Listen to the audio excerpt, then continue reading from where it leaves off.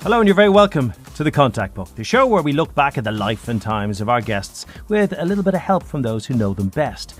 As we navigate the highs and some of the lows of their lives, we will have access to their contact book and be calling up those who lived through the experiences with them. Awkward and endearing in equal measure, the truth behind the tales will be revealed, embellished and enjoyed by all. You're very, very welcome to The Contact Book.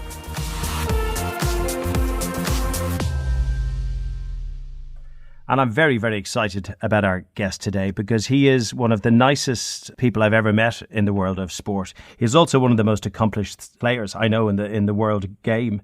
He played for South Africa 124 times, scoring 67 tries. He won a World Cup back in 2007. He won European Cups with Toulon. He changed the way wingers played the game. At club level, at international level. He is the greatest interceptor I know that I've ever seen play the game. And as I said, also one of the nicest guys you'll ever come across. So would you give a warm welcome to the Contact Book to Bryan Habana. Bryan, how are you? Craig Doyle, absolutely brilliant, sir. I'm extremely worried, to be brutally honest. I have been, not that I'm hopefully too many skeletons in my closet, but I'm not quite sure how deep you've dived into that contact book. So it's going to be, looking forward to it. How are you? How are things over in the Northern Hemisphere? Not so bad, yeah. It's nice and sunny and we're all good. Kind of trying to get a rugby season finished. It's all a bit mad. And missing you, because we usually see you over here quite a lot and you've become a firm favourite on television in England as well. And you've been stuck at home. How's lockdown been for you? There has been a completely different 2020 compared to 2019, where I think I had 76 international flights, got to spend 6 weeks in Japan, experiencing that brilliant Rugby World Cup, missing a lot of Champions Cup, Heineken Cup action. It's been weird. It has been interesting launching a fintech company at the start of this year, not knowing that we were going to have this black swan event of COVID. And I've never spent such a extraordinary amount of time at home, but it has been good. I think getting to see the boys a little bit.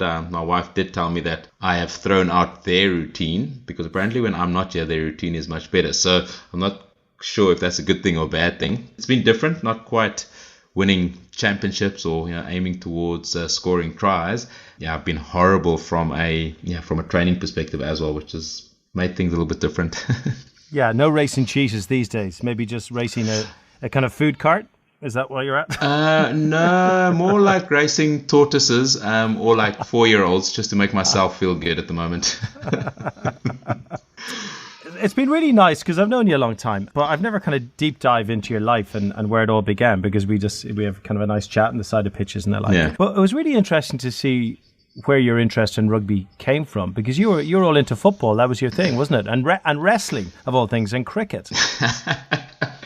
I do. I'm now already potentially know who your first contact is when you bring up the wrestling chat. But for those that don't know me, named after Brian Robson and Gary Bailey, and that sort of meant that soccer was, the highest priority as a youngster growing up, and just wanted to be the next South African export, not into Sale Sharks, but rather into Manchester United. And rugby, a bit of cricket. Myself and my brother I think I was the Ultimate Warrior and he was maybe Hulk Hogan. I can't remember exactly how we separated that, but it was brilliant. Growing up in an environment in South Africa where I wasn't like many underprivileged, so got given the best opportunities. Went into some great schools. Life was good, and that moment in '95 changed everything.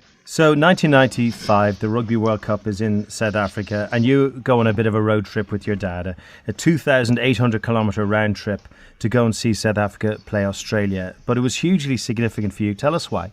For those of you that don't, or those of the listeners that don't understand the history of South Africa, apartheid and everything that happened, for me, growing up, not knowing really what rugby was about, not because of the colour of my skin, just because I didn't really have an interest in it. And all of a sudden, 1994, we have our first democratic elections. Our sporting fraternity comes out of an isolation period where, all our international teams weren't allowed to compete on the international stage, and got to witness being taken out of school for the first time ever. My dad was a pretty authoritarian type of figure, so missing school was not something that in our vocabulary. Whether you were sick, potentially had a broken leg or two, you made sure that you went to school.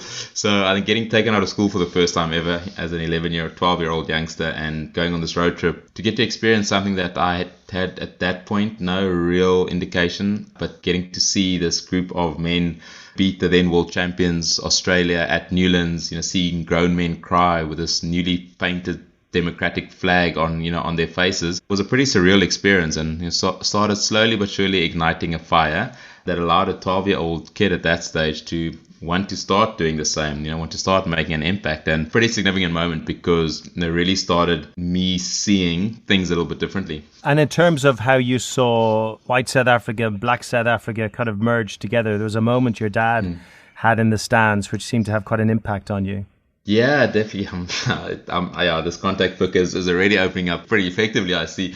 Yeah, there were quite a few, but that moment where there was a guy in front of my dad, a white guy, with a new South African flag painted on his face, sort of turned around and just gave my dad this hug, and to which the South African flag, sat on his, very proud Springbok supporters jacket that he'd bought. My dad sort of getting frustrated, this guy had now messed up this really cool top, and there was just a moment of pure elation. And for me, I was like, this white guy now doing something that 2-3 years prior probably wouldn't have happened. But just seeing how people come together, forgetting where their backgrounds are from, what the color of their skin is, and just embracing this new unity and this unified approach that, through the likes of the Springboks and the great Nelson Mandela, as South Africans, we were really starting to embrace this new culture, this new way of hopefully seeing a more prosperous future for all South Africans. It's interesting, actually, because you went to a private school. You're very much a middle-class kid, brought up in the leafy suburb of Joburg. But your dad had an interesting line, Bernie, when he said he wanted you and your brothers to grow up without the burden of colour. It's an interesting statement, isn't it? Yeah, it's an extremely interesting statement. And I think looking back now, myself and my siblings, my older brother and my younger sister, probably didn't realise how fortunate we were. Probably didn't realize the struggles my mom and dad had to go through in the then apartheid South Africa. I was born in 1983, so for 7 years, the first 7 years of 8, 9, 10 years of your life, you don't really fully understand or comprehend what's going on around you. And seeing the struggles at a later stage and looking back what my dad had to go through in terms of loving the sport of rugby, but because of the colour of his skin, potentially not being able to do the things that he would love to do, or go watch the Springboks play, or that when he did go watch the Springboks play, that he got ostracised by his own people. It was really interesting. And, for us growing up, I didn't have the struggles of worrying where my next, meal was coming from, like a Siya Khaleesi. I didn't have the struggle of thinking that I had to walk 10 kilometers to school and 10 kilometers back from school like Makazoli Mapimpi. And incredibly grateful, as kids that we got given that foundation. Through the course of my life, there were small moments on a rugby field where you'd get called a name, and I'd look at this potential white player and I'm like, well, I've got a better upbringing than you. I speak better English and better Afrikaans. And it was almost like water off a duck's back, because I was like, okay, well, whatever, just going on with my merry job. So I'd hope that I sort of appeal to many South Africans, and you get embraced. And, my wife sometimes says to me, we're walking in supermarkets and old white Afrikaans, grandmothers and grandfathers would just embrace me. And she sometimes literally says to say to me, you do understand that 35 years ago, that would not have happened. And I'm like, huh? What? And it's, I become oblivious to the fact. But, South Africa as a country, we have a very unique history, much different to any other sporting nation in the world. That was a huge trip in 95 then. Wow, that started this for you. Was it just you? Did your brother or sister go on the trip with your dad?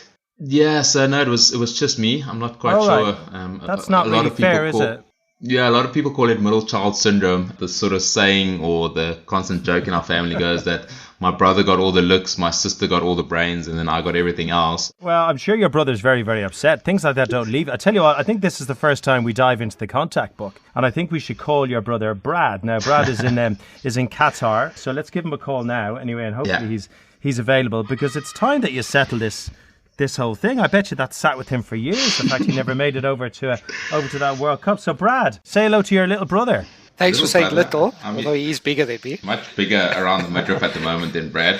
Brad's lost about 40 kilos. He's actually putting me to shame in terms of the training at the moment, Mr. Doyle. Well, I can't believe, Brad, that you weren't invited along to the match in 1995. It's time to get it off your chest. Someone had to look after my mom and my sister, He says someone did. That's very true. Brian says you're better looking than him, though, Brad. Whoa. No. I said the running joke in the family is that he's better looking. It's not just in the family, it's globally. People know that for a fact. Okay, I'll give him that one. So when you were kids and you were doing WWF, so Bryan, you were the Hulk. Who were you, Brad? I can't remember. I just know Bryan was my punching bag for most of it. So, Obviously my brother, 5 years older than me, had the physicality on me for a very long time. I did have the speed on him for the better part of our teens. And I actually had the better calves than him, apparently, because a lot of his girlfriends used to tell me that my calves were much better than his. I'm not going to dispute that at all. So, Bryan, growing up as a youngster, like most of the time, was always up to tricks, not just WWE, but probably about 3 or 4 years old. I just remember him, for some odd reason, always having to run outside, taking his clothes off, and play outside in the mud. I don't know if that was him being in tune with the nature side of his life, but very odd that Bryan did that for most of his life when we lived out in Johannesburg. I love this show so much. That is very true. I'm going to come back. Are you still doing it, though? That's the big question. Well, it depends who else you've now found in my contact book, Mr. Doyle, that I'm now really worried about that specific item. So, I don't think so. I've been married for 11 years now, so I'm hoping, no. I'm thinking no. What kind of kid was he, Brad? He was an all-rounder, believe it or not. He wasn't the rugby player that people know him to be today. He excelled immensely at football, and he was a very good cricketer, believe it or not, in his younger days in the primary school as well. I think Bryan, as an all-round athlete, could have gone into any sphere of sports. Track and field, he was quick as well. So yeah, I think being the skinny, energetic little boy that he was, he definitely spruced up to be probably a better rugby player than what he would have been a footballer or cricketer today. What's it like to watch your brother excel in what he does and then win the World Cup in 2007 and then the big move to Toulon and just all the successes? I mean, you must be incredibly proud of him.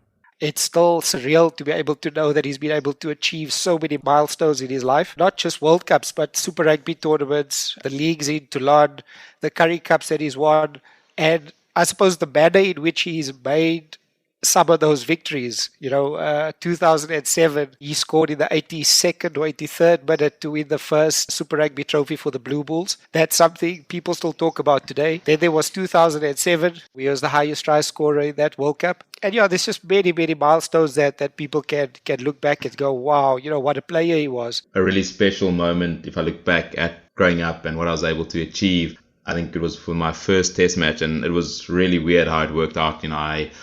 I managed to fly my brother and my sister over to the UK, not knowing that I'd make my test debut against England in 2004. And as luck would have it, my whole family was actually in the stadium when I got to make my test debut for the Springboks and get to witness that moment.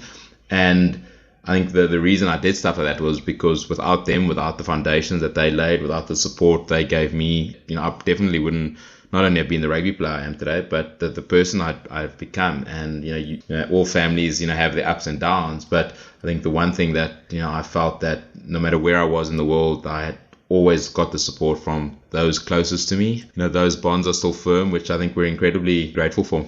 And Brad, he's saying all that even after you told the world that he likes to take his clothes off and roll in muddy puddles, which is the greatest bit of information we get. Fair enough. Thanks so much. All the best over there. Cheers, Brad. All the best. Take care. Bye. Cheers, Brad. Bye.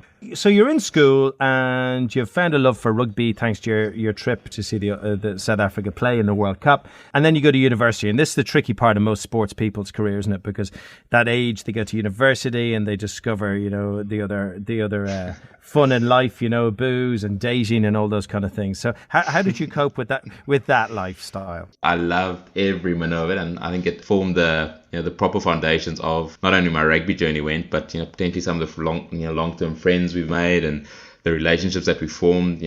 Where I met my now wife, then girlfriend. Definitely not the most academically inclined student, and it was brilliant though. I loved every minute of university. Sounds like, Bryan, you're holding back some of the stories from university. We really need to know what you did there. So let's delve into that contact book. And there's a big name staring out of your phone here. And it's Dion Nobrega. He was your good pal in university, was he? I think we need to give Dion a ring. Let's give Dion a ring and see what he has to say about your university days. Oh, yeah, they were good days as we get Dion on the call now. Hope he spills the beans. Hi, good afternoon. Hello, Dion. This is Craig Doyle here. I'm with your old pal Bryan Habana, and we're just talking through some of his life and times. And we need the university stories. We need the dirt. and you're the man. Yeah, so I met Bryan when he was only 17 years old. It was at our very first day when we actually met at the residence or the hostel. And that's when I realized that, this guy and myself, we would be very good mates. We had very common interests in music and sport, and the girls as well. Whoa! Which girls? Sorry, which girls are we talking about now? I said we had similar taste. Both of us married blondes. And that sort of probably brings me to the first story. So in our second year, there was a girl that caught Bryan's eye at the girls' residence across the road from us. It just so happened to be that her roommate quite fancied me. I wouldn't say the feeling wasn't mutual, but my focus was more on the studies. And I just didn't quite have the time to engage in any further extramurals. Oh my word! Are you honestly going to say that? No. So like I said, I don't want to throw anybody under the bus. I just say that I was always a good mate to Bryan, and I was the wingman that he needed at the time when he really did need it the most. Bryan sort of brought it upon himself to request that I make sure that we have frequent visits across the road at the girls' rest, just so that Bryan can actually meet with his current wife and only wife, I must add. And that's sort of where the spark began. So I was, dragged along to coffees, and we even had a weekend away to a place called Sun City with these ladies who obviously went on to become far greater things. And that's where Bryan did obviously meet the love of his life. And so I'm very proud to say that I did have a hand in it. Bryan he did the love of his life. Oh, well, that's a nice story. It's a nice romantic story. I wouldn't say taking one for the team, but he did put himself out there when he actually didn't want to. Definitely made me now lucky enough to get married to the girl of my dreams. Just to add, Bryan is actually such a solid person. I think everybody knows this the world over. So, asking me for any dirt or any, funny stories about him at university, he was actually so dedicated to rugby. He woke up every single morning at 6, went to gym, did all the extra stuff to get him to where he did eventually end up, which was, the most successful rugby player in South Africa, in my opinion. And it's been a pleasure to have known him for this long and to also now be in business with him. He motivates me every single day. It's an absolute honor to be involved with him and a pleasure to be able to tell some of these stories. Dion, thank you so much. Lovely talking to you, and we'll catch up again soon. You can give me the real dirt. Thanks, Dion. Take care. I'll be in the office tomorrow. Thanks, Craig. Cheers, Bryan. There are so many possible distractions when you're in university, but you kept on track, and I think a lot of it's got to do with the gentleman by the name of Loffy. Coach Loffy. Tell me about Coach Loffy and the role he had in your life. Yes, Coach Loffy was extremely impactful. As a rugby player, I get asked a lot, like, who's your favorite coach or who is the best coach? And it's always a very subjective thing in terms of, what do you measure success by? But I think someone that played an incredibly important role from a mentorship perspective for me was definitely Coach Loffy. He sort of spotted me as a young schoolboy who wasn't even playing in the top ranks provincially, got me involved as a junior into the Lions structures, got me playing for the Lions under 19 side while I was still at school. And then it was sort of 2002 as I was sort of progressing through the junior ranks that he sort of sat me down and said, listen, he thinks I need to move from scrum half because I probably wasn't the biggest guy around, but I'd sort of had a very late growth spurt. And he said, I think, judging by what I've seen, that you must maybe go from scrum half to center. And I was like, no, Coach Loffy, are you telling me that I'm that bad at scrum half? And he was like, no, I just believe you've got a much better future at center. And sort of got me through this whole mentorship program, took me under his tutelage, and just had this ability with young players, and sort of got me saying, okay, well, let's do this. Took me step for step on a plan on how to get there, and actually made me write an essay on center play. And while he said, okay, we're going to do this, you're going to write an essay, but I want you to sort of model on a player that you can think of globally at the moment that you'd like to sort of base your game on. And I was like, well, there's quite a few. In South Africa, you had the likes of Yori Miller, Jock Freak, Wani Bobo. Globally, there's the likes of a Will Greenwood, a Mike Tyndall, Timmy Horan. But I actually chose a very young, sprightly Bryan O'Driscoll in 2004, who was like 22 or 23 years old. So I ended up writing a 5-page essay on Trico, which probably is extremely poorly written now if I had to go look back at it. And it is probably in one of Loffy's, storage compartments somewhere in his house. But it was an extremely important role. I'm going to stop you there because Coach Loffy is still in your contact book, obviously. So I think we need him to tell us what you wrote about Bryan O'Driscoll. So let's give Coach Loffy a wee call, shall we? Isn't this fun, Bryan? The way we're just, delving into your past. So that's. I hope he answers. Yeah, it is extremely interesting. I really hope he answers. Hello, is that Coach Loffy? That's right, yes. Hello, it's me. Craig Doyle. It's Craig Doyle here in the contact book. We have your old pal, your old student, Bryan Habana, on the phone, and he was just singing your praises. You took him out. You took him out of the trouble of university life, where he was going off the rails. I doubt if you would say that. It's great to speak to you guys. I want to tell you that I'm on the 7th hole at Devon Vale Golf Course, and my game is stopping now for this interview. Okay, well, look, we won't keep you too long. Yeah, you see, he's living in the bubble. He's living in the bubble. He's living the high life. What did you see in Bryan? Just something special. Sometimes you just get these athletes that as they develop, you just pick up something special. And Bryan has something special besides his willingness to take on big boys when he was still younger. The speed he had was enormous, and his ability to play into space as a young boy. It was just amazing to see him play and grow as an athlete. Tell me about the essay he wrote about Brian O'Driscoll. What did he say? Can you remember it? We planned his career in a coffee shop in Northcliffe, and we sat down, and after we talked about the goals, going to university and getting a degree, and about the rugby future ahead, the one thing, a big move that I asked him to consider was to move from scrum half to outside centre, as I thought he was too tall for a scrum half and would be a brilliant outside centre. And he immediately just believed in what I said. And then I said, okay, great. Now it's time for a project. You have to research a top world-class centre that you think that you can idolize and learn from. And without a doubt, he said the guy that is going to do the essay on was Bryan O'Driscoll.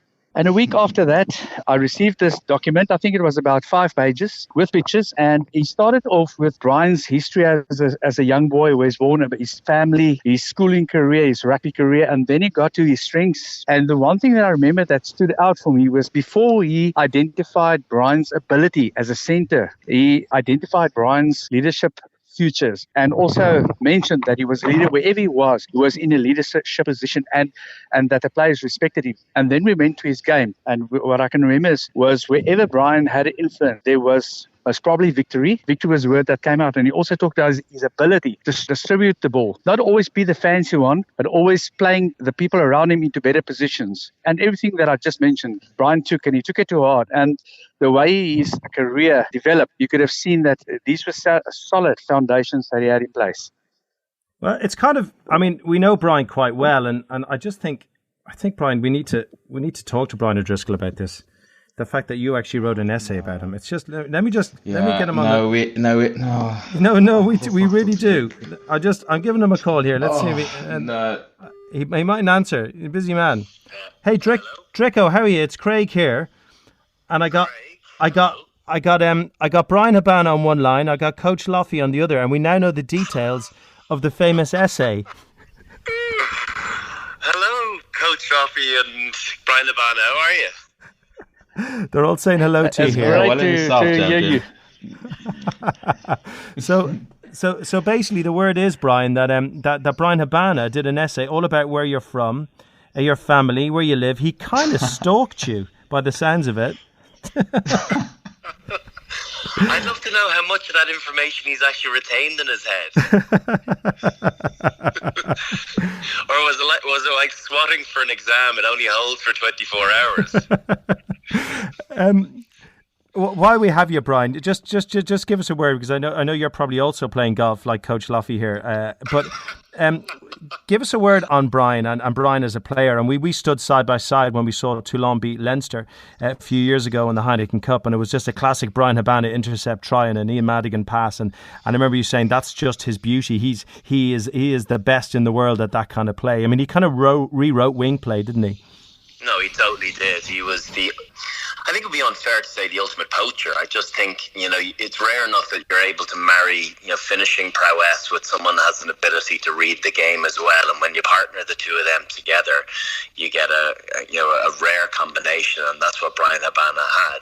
And I think, forever the amount of intercepts that he actually got, it was, you probably didn't earmark him for how many times he decided not to go for it because it wasn't on. And that's actually to the testament to the individual. Everyone remembers the ones you get, but you can, and trust me, I know from personal experience, you can be made a real fool of if you go for one and you don't get it. But I can't remember any instance where he found himself in that situation. That comes down to sporting and rugby intelligence. Enough of the niceties. Tell Bryan how you feel about the jersey swap. I don't know if he's actually told you his version of the story. Basically, first time he plays for South Africa at 13, I'm absolutely cacking it because I'm playing against the fastest player in the world.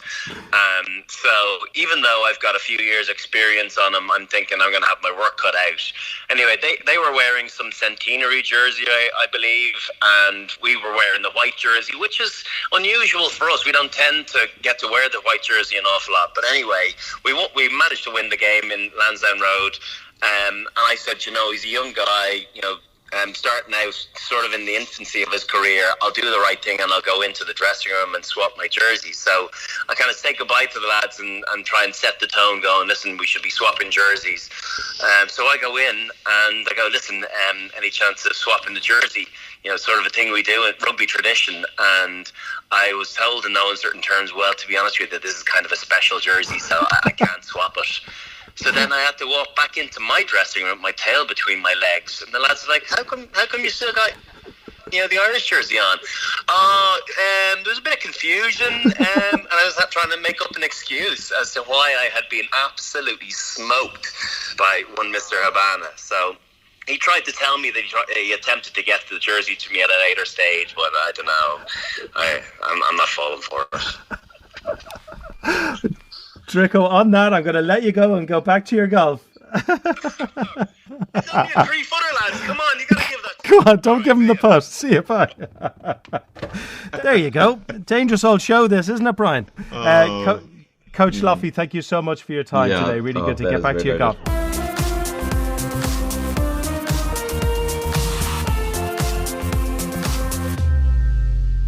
Let's move on to South Africa and you playing for South Africa. And what an incredible thing for any player to do, to represent their country and to win a World Cup in 2007. I mean, my word, the greatest moment of your career, surely, Bryan.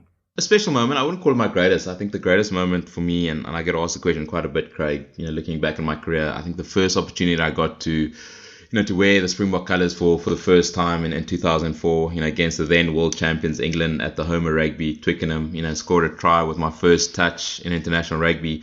And it was that moment that sort of made me understand that I want to hold on to this for as long as possible. I never want to let that feeling go. I want to never let that privilege and, and an opportunity that lies ahead of me. I didn't just want to be a flash in the pan. I wanted to play 20, 50, potentially become the first player of colour to play 100 test matches for my country. So 2007 was brilliant. We got to share some really great times as a team leading up to that. Some pretty average times as well, but that first test match against England, getting to don the colours for the first time was without a doubt the greatest privilege that I got. You made your debut with Wynand Olafia, is that right, the centre? Oh no, so I didn't make my debut with Wynand. So, myself and Wynand, you're opening up for Wynand. I cannot believe you got I know. this Well, on. it's just because I've spotted his number on your phone. I know he's a good character because I remember him at the Worcester Warriors. So before you call Wynand, so myself and Wynand, we sort of grew up playing junior rugby together or against each other, and then we got to play in an SA Under-21 tournament together in 2004 before I became a Springbok. And then a year and a half later we got to start representing South Africa together, which was pretty cool. And we were roommates for a very long time.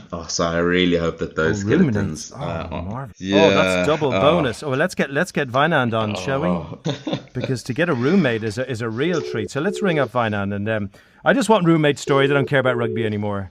I just want to know what you're like in there. Hello, Wynand. Hello, it's Craig Doyle here on the contact book. I have Bryan Habana on the line with me. How you doing? You well? Hello, Craig. Hello, Bryan. How's it going? I'm good, mate. Yeah, I'm very, very good. How's retirement suiting you? It's different, especially at different times. So obviously not what I expected, but life's been pretty good, so I can't really complain. Good to be back in sunny South Africa. It must feel like many years ago that yourself and Bryan got together and started your Springbok careers together, does it? It does, actually. I think Bryan was a year before me, so he was a little bit settled by the time I started in 2006, but it does feel like many moons ago. What was he like as a roommate? Bryan was always the good guy. He's always trying to put me on the straight and narrow path. I think I was probably the one that started to persuade him to do a little bit, like I said, off the straight and narrow. He was always a good example for me. Not that I always followed it, but yeah, he's been I would say a brother from another mother. Now, I've been around rugby long enough, Finan, to know that when you're roommates, you've got stories on the other guy. And I realise some of them aren't suitable, but you got to have one gem you can share with us here today. Not really. I think like I said, Brian, we were always on the straight and narrow, like all rugby players. We worked hard, played rugby, and that's it. Watch movies.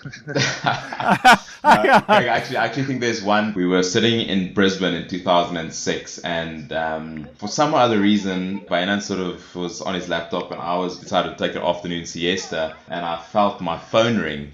And this is weird. Put the phone down. I thought I had another half an hour before the bus came for training. And then, but we literally were extremely innocent. We were really innocent. And then just saw this number again, and it was one of our management. I got the answer like, "And Lee, what's wrong?" She goes, "Where are you and Wynand?" And I'm like, "Well, we're in our room." She goes, "Well, the bus left half an hour ago." I promise you, under Jake White's tutelage, it was the longest, 25-minute trip to the training field. And we hadn't done anything wrong. And that was probably the start of the calamity. That weekend, we lost 49-0 against Australia in Brisbane. And you can just imagine the repercussions of me and Wynand. And we were as innocent as ever. And that is God's honest truth. But it was the longest 25 minutes. I don't know how much myself and Wynand cursed for that 25-minute taxi drive. It was the most horrendous feeling. And I'm like, "Wynand, why didn't you wake us up?" He's like, "No, dude, we still had another 20 minutes. But yeah, Probably not the best memory for your first Tri Nation game, but a memorable one though. A quick word on the 2007 Rugby World Cup, Wynand. Of course, you were part of that squad as well, and the significance of that for both of you. It was a great experience to be part of that squad and everything. I don't think everyone always gets opportunity. There's a lot of people that play international rugby, but to be part of that side and obviously winning the World Cup was a massive and a great experience. And the experience was with one of my best mates, my roommate for so long. I think it was just, again, a very memorable experience. To be able to do it with someone who you became really close with, had a lot of good times with, on the training field, on the golf courses, at nightclubs, where we're not going to delve into at the moment. But it was pretty special. And seeing the celebrations when we got back to South Africa in 2007, it was all worthwhile. Oh, good stuff. Wynand, thanks so much for joining us. Sounds like you're on the golf course as well. Take care of yourself. Good talking to you. All the best. Cheers, Thanks, Brian. What a life they're all having. All your buddies. You're working. Everyone's out playing golf. I'm in front of my laptop, catching up on all my email admin. I'm definitely in the wrong line of work. This fintech things might not work out for me, Craig Doyle. So, Bryan, you were part of one of the, I'm almost going to call it a rugby project, because Toulon, the top 14, and certainly their European campaigns, just an outstanding story. You've this rugby club right down on the coast in the south of France. You have an owner who's just ploughing money into it. It's like he's opening up Rugby World magazine and picking his favourite players. And it is a team full of stars, literally, a Galacticos of rugby stars. And you were part of it. What was it like down there? Well, firstly, we went over for the love of the game, Craig. I saw this money you're talking about. The ninth highest player in world rugby you were. That's according to Wikipedia, the ninth. How much? I'm trying to think. The ninth. I think the 8 above you were also in Toulon. Yeah, no, it was phenomenal. I think, I was sort of at a point in my career where I'd had 9 years of Super Rugby, sort of wanted a different challenge, really felt I needed something different to be able to be in a space where come the 2015 World Cup, I could be a part of something, special. And chatting to Bernard Laporte at the end of 2012 in London in a very dodgy hotel, hearing his thoughts about, what he was going to be achieving as a coach over that while. But just, getting to be a part of a team with the caliber of the player, to the likes of Johnny Wilkinson, Drew Mitchell, Matt Gittau, reunited with Bucky Spuerta and John Smith, Carl Heyman, Ali Williams, the Armitage brothers. The list is just insane. Matthew Bastero. It was an insane time, and getting to witness and experience the work ethic, the way that these guys who had become legends in their own individual right were not at a club for what was happening come month end when you got your salary, but literally to try win trophies. People calling them mercenaries, but going on to achieve greatness, and knowing that you sort of played your part in that journey. I was only there for for the last 2 years of winning the triple for Europe, but seeing where that team had come and built up to winning the double in my first season, to winning Europe for 3 years consecutively, was such an insane experience. It's such a crazy place to go and watch rugby as well. I used to love going down there. And of course, having won the Heineken Cup, you had all that credibility. Crazy place to even be a rugby player. I mean, the likes of a Bernard Laporte and a Murad Boudjelal was pretty interesting. Not your normal rugby administrators. Because Murad Boudjelal, the owner of the club, basically made his fortune in comic books, right? But he didn't play rugby, but he still used to come into the dressing room and stuff, right? Yes, he used to. Like sometimes you'd actually think, is this reality? And you become extremely passionate about this team that he'd now cultivated to be getting the dominance that they had. And the antics. I mean, there were times where he came to the change room and throwing chairs and swearing and cussing and there were times where you'd lost the game and he'd left at halftime because he was just so embarrassed by what we put on. And, then you'd see in the newspaper something he'd said about the team, and then you'd have where did that all come from? Yeah. Interesting character, to say the least. But no one can take away the role he played in the success that Toulon achieved. He had to put up his own money into the club for a very long time, to get the likes initially of Atana Umaga, George Krieg, and Andrew Mertens, Victor Matfield, yet very young Sonny Bill Williams, to then develop it into a side that, went on to, conquer Europe, for 3 years in a row. So, Brian, look, I think we need a little deeper dive into what life was like in Toulon. Now, you're saved a little bit because Matt Gitto was one of your teammates there as well, the brilliant Matt Gitto, but he lives in Australia, so time difference means we can't get him on live. So he's not going to uncover any of your secrets. But he did send a wee message that uncovers some of the secrets about life in Toulon and how it all looked great. Well, it all looked good from the outside, but when you look a bit deeper, according to Matt Gitto, not quite the same. Have a listen to this. I think a lot of the money was put into contracts and not so much into the program. Our medical team were in caravans. The gym, it was old, rusty. For the gym, myself and Drew Mitchell had to go to Ikea to buy some mirrors. We put them up inside the gym so that we just had a space where we could see our form when we were lifting to help yourself with rehab or any of those type of things. So it was really strange. 8-hour bus trips before an afternoon game the next day. So it was just like a strange kind of environment. But for whatever reason, we came together and were successful during that period. Probably because we had Johnny, who was very serious. He was very serious. King Johnny. No, you're not allowed to ever say anything bad about King Johnny. None of us knew any of that stuff, Brian. I mean, you looked like the biggest star-studded team in the world, full of cash, but actually operating like a 4th or 5th division club team at times.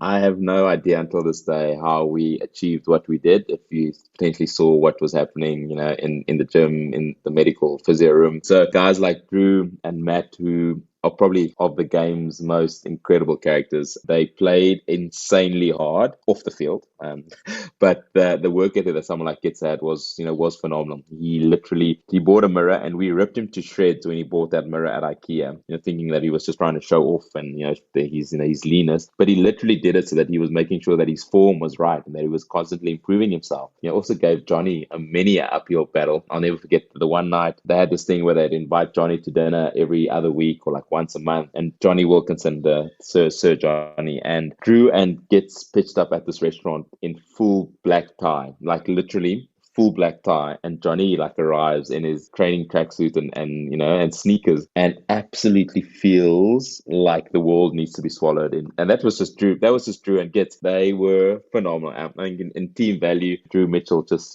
going flat out at a Bernard Laporte when Bernard would crap us out. But yeah, we had some really good characters, and those two were probably on top of the pile. And that would destroy Johnny because he would have thought he got it wrong and he would have blamed himself and it would have turned into a massive crisis. Oh my word. Well, he would have probably gone training and kicking for another 3 hours the next day. Matt also says we should talk to you about something about your time in France, okay? And he set a little challenge. Let's hear from Matt again, shall we? For me, the best thing about Brian, obviously great football player, very positive, happy bloke. But one thing he can't do is speak French. If you can, please ask him with his Afrikaans, well, not even Afrikaans, his African accent, to speak in French, because there'd be times when he was trying, which is really good for the culture, talking to the French boys, and they would look at me and then they just said, please, Brian, in English, so they could understand. So that would be the one thing that Brian isn't great at. But I love that he would always have a crack at it. S'il vous plaît, Brian, s'il vous Euh, plaît, français. mais en ce moment, pas, parce qu'après les 5 ans, j'étais à Toulon. Mon français, il peut faire de mieux en mieux parce que les 2 derniers ans, je prends un cours avec le professeur à Toulon. C'est comme ça. Je suis pas le même à Gates parce que Drew, il est prend le cours pour 5 ans à Toulon. Il est beaucoup mieux que moi. Mais en ce moment, je pense on peut faire le même niveau. So it was exactly that. Whoa, hang on. That's Yeah, beautiful. What's he no, no, talking yeah, about?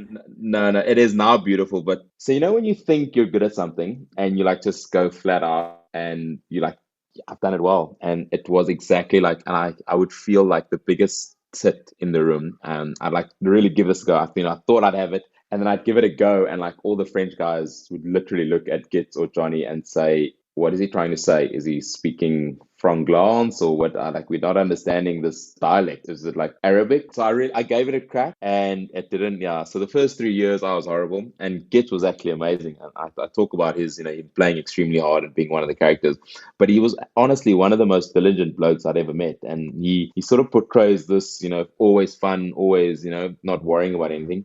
But he like had lessons like twice a week at a stage, with a full-on professor. So he became really good. And yeah, in the last 2 years after Gitz had left, I actually then started taking a few French courses, lessons, and with a professor as well. Still not at his level, but at the moment, I'm not doing too badly. Well, that sounded pretty good, but speaking French is easier when you consume a case of red every week, so that's probably why it's got it right. It's been so lovely talking about your rugby career and meeting some of the people that have been so important in your life all the way through. And I want to finish up on a part of your life, your current life, that means not just so much to you, but to all the people you help, and that's your foundation. Tell me about your foundation. What's it all about? What do you do? Yeah, Craig, I think being given the opportunity or for the opportunity, be blessed with the talent to do something you love, perform at the highest level and potentially get a platform to give back and inspire and make a difference. And there were moments in my life, not just my career. I think back to '95 and how that inspired me to take up the game of rugby. 2007, winning the Rugby World Cup and coming back and being on the other side of the coin and seeing black youngsters in the rural townships and in the Eastern Cape running barefoot behind the bus with the trophy just to get a glimpse of their heroes, get a glimpse of hope, and trying to use that platform and thinking how I could do it after the World Cup. Sort of felt that I wanted to start my own foundation, potentially leave a legacy. Get given that platform to try use it appropriately, and hopefully through the Bryan Habana Foundation, impacting lives not only across South Africa but hopefully globally. Well, something, we've spoken to people in your foundation and they just speak so highly of you and your passion for it all. But we spoke to a very special young lady by the name of Maddie Ford. Now, Maddie's 21. She joined Team Habana in the UK at age 17 and she has benefited hugely from it, Brian. And I'm delighted to say Maddie can join us now. Maddie, how are you? Hi, Craig and Brian. How are you? Yeah, Maddie, well in yourself. Tell us your story, Maddie, and what stage you're at in life and what kind of help you needed and how Brian helped you. Yeah, definitely. So I was on a youth leadership program with Brian's foundation. And at the time, I was quite anxious and I was lacking in confidence and direction with where I wanted to go in life. I was 18 years old and I didn't have many career opportunities, but through the program, I got to do some mentoring sessions and leadership workshops with Brian. And it was actually my first experience ever of playing rugby. And Brian was not on my team, unfortunately, so I didn't do very well on the game. But through the workshop and the mentoring that I received afterwards, it really helped me to change my life. And now I actually work to give other young people the same opportunities. So I'm the Women and Girls Program Manager at a charity called the Change Foundation. But honestly, if it wasn't for Team Habana, which was the name of the program, I'm not sure I would be where I am right now and doing what I'm doing. So I'm so thankful for the impact that Brian has made in my life. And I'm so happy that we still get to stay in contact even all these years later. He invites us to events and we stay in contact and keep catching up around the foundation. So thank you so much, Brian. Oh man, that's just seeing this young girl who was extremely shy, extremely timid. It's just seeing her now flourish and making a difference in young people's lives. And it's great to let her come and tell her story, and how she's now gone on to achieve greater things. And like I say, she was one of the first initial cohort. So someone I'm extremely proud of. Well, you sound like you're proud of each other. Maddie, thank you so much for joining us. You know something, Maddie? You should play rugby against him now, because if he's been locked down for a few months, he's put on about 15 Ks. He's slow as a tortoise. Yeah, she probably will beat me, Matt. Take care, Maddie. Thank you so much. so much. All the best, Maddie. So good for you to join us. Thank you so much. And good luck with everything you achieve in your life. Oh, what a lovely person, Bryan. What a lovely way to finish this. Yeah, this has been really cool, Craig. And I wasn't sure what's going to happen at the start of the call, but getting taken down memory lane, and I mean, some of those people I haven't spoken to in age. Vainan's back in South Africa, but I haven't chatted to him in a while. Maddie, I haven't seen for. We were in the Isle of Man together last year for a foundation thing that we did there in September. Is pretty special. So thank you for that. I'm not quite sure the contact book was going to turn out this way, but it has been pretty epic. I'm really glad you enjoyed it, and I've really enjoyed delving deep with you into your past and a little glimpse of the future as well. Bryan, as always, great talking to you. Take care of yourself, and we'll catch up soon. All the best. Thanks, Craig. Keep safe. Look after yourself. Well, that really was another fascinating dive into someone's contact book. Bryan Habana, what an absolute gentleman and a sporting hero. No doubt about it. I hope you enjoyed the listen. Please do subscribe to the contact book and join us again when we have another guest where we'll delve into their past through their contacts. You have been listening to the contact book. It is made by Three Rock Productions for Audi, and it was produced by Keith Doyle. Good talking to you. Take care and bye-bye.